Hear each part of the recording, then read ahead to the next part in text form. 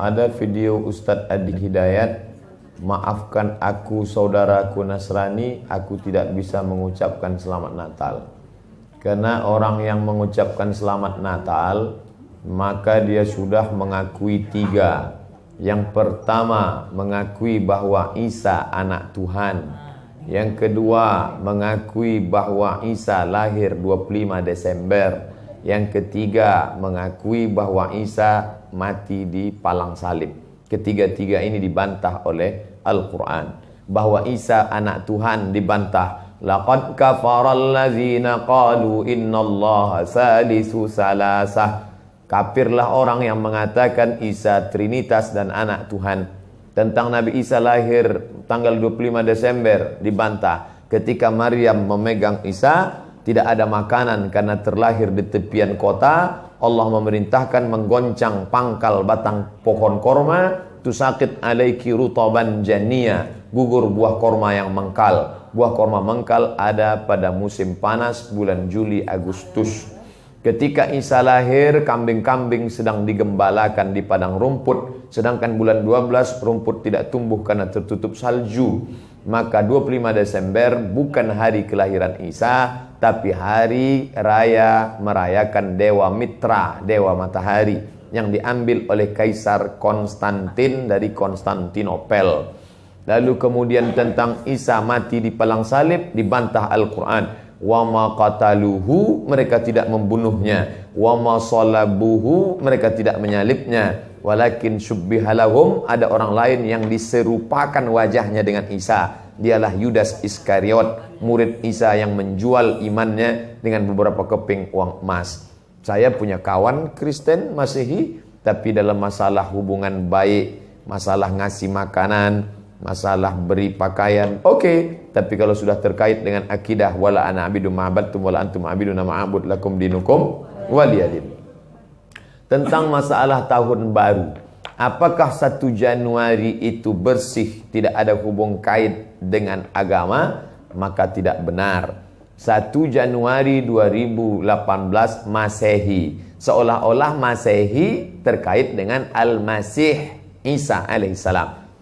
Itu kalender dibuat oleh Kaisar Julian dari Romawi kuno. Kaisar Julian membuat kalender, maka dibuat nama dia Kaisar Julian, maka disebut Julian kalender. Lalu kemudian Julian kalender dibawa ke Vatikan, dirobah oleh Kaisar Raja Pendeta Paus Vatikan bernama Paus Gregorius. Maka sampai sekarang disebut dia dengan Gregorian kalender.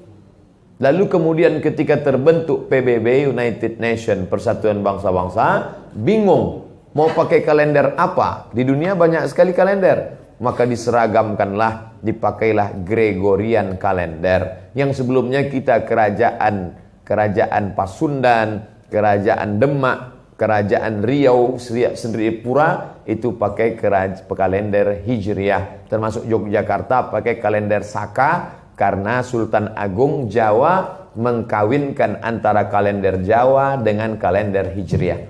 Karena ingin mendamaikan antara Jawa dengan Islam. Maka setiap menyambut tahun baru Saka sekaligus menyambut tahun baru Hijriah. Kalender Masehi muncul belakangan, tidak tepat penisbatannya kepada Al-Masih karena Isa tidak tahu menahu tentang itu. Itu murni diambil oleh Kaisar Gregorius yang diambilnya ke Vatikan menjadi Gregorian kalender. Jadi kita menyatakan tahun baru, betul tahun baru, tapi tahun baru Romawi. Tahun baru Romawi, jangan kaitkan kepada Isa alaihissalam. Dia masih terkait. Adapun tahun baru Jepang tak ada terkait dengan akidah. Nah, ini tahun kalender yang baru. Tidak meyakini bahwa dengan kalender yang baru ini nasib berubah menjadi baru. Siapa yang asap malam itu paling banyak mengepul ke atas, maka rezekinya yang paling murah. Lalu membakar ayam sampai 2000 ekor. Nah, oleh sebab itu saya anjurkan anak-anak muda, remaja-remaja masjid, tanggal 31 malam tanggal 1 setiap masjid semuanya buat kajian, iktikaf, zikir, muhasabah supaya jangan keluyuran ke sana kemari. Hanya 2 saja. Anak-anak muda pergi ke masjid mulai jam 10, jam 11, jam 12, jam 1, jam 2 atau habis isya tidur.